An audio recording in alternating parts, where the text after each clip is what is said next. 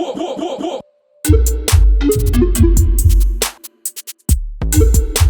everyone, I'm Stacy and this is my 5x5. Number 1, what motivated me to become a marine biologist and getting into conservation is that I always loved the sea from when I was very young, and I was absolutely determined that I was going to be a marine biologist and save the planet. I had no idea how to go about doing this, and so it was a little bit of a trial and error. I also decided when I was a teenager that in my part of wanting to be a do-gooder and save the planet, I wanted to join the US Peace Corps. So I became a volunteer and I was sent to rural Gabon in Central African rainforest. And there I worked with rural farmers to help build tilapia ponds and integrate them with their agriculture. And I really fell in love with working with local communities and really got to understand different worldviews.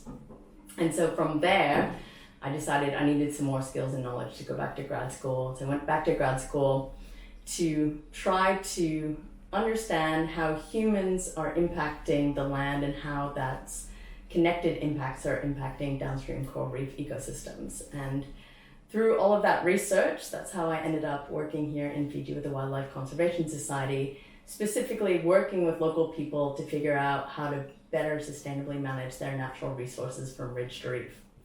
Number 2, what do I do on a day-to-day basis? Well, what I most love about my job is that I have absolutely no day-to-day routine. A week for me could look like sitting in this closet box, which is my office, working on donor proposals or budgets. A more exciting week for me would be going out looking at the health of coral reefs in Fiji or in Solomon Islands or in Papua New Guinea. These are the countries in Melanesia that I cover as the director for the Melanesia Regional Program with the Wildlife Conservation Society. I spend a lot of time talking with local community members about their concerns about declines in... Dang it, sorry about that. We're gonna have to stop. Straight back in. Jumping back into question 2, sorry about the phone interruption, is that you never know what's gonna happen. My days and my weeks are completely unexpected, and that's what makes it so exciting. Number 3, the most disheartening thing that I have to deal with is seeing the continual loss of forests that are leading to declines in the availability and the quality of water that people rely on for food, for their drinking water, for their health, and seeing the impacts as well on the downstream coastal and marine ecosystems.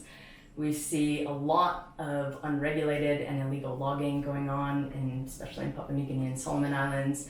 And mostly the impacts are to the local people. They think it's a good idea to allow logging to happen because they can get some quick cash.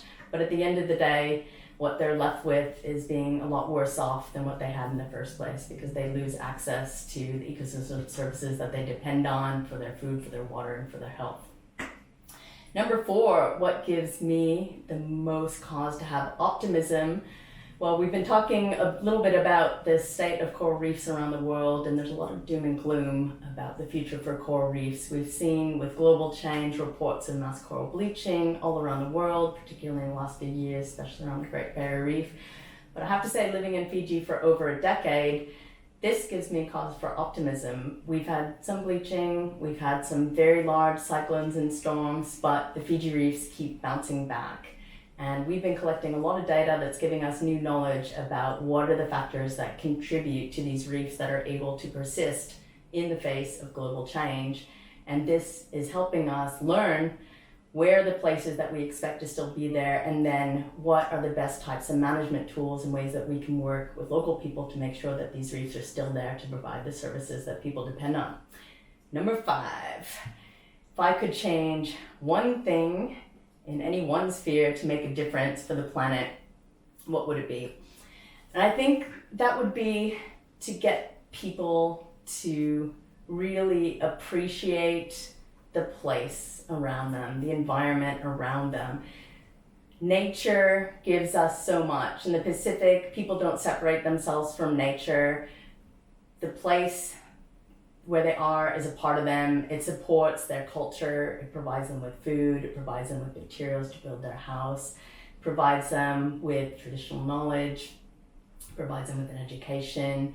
Sometimes in the West, we forget about this and we divorce ourselves from nature. And when we're divorced from nature, we make poor decisions that will ultimately affect the planet's ability to survive into the future, our ability to have water, our ability to grow food.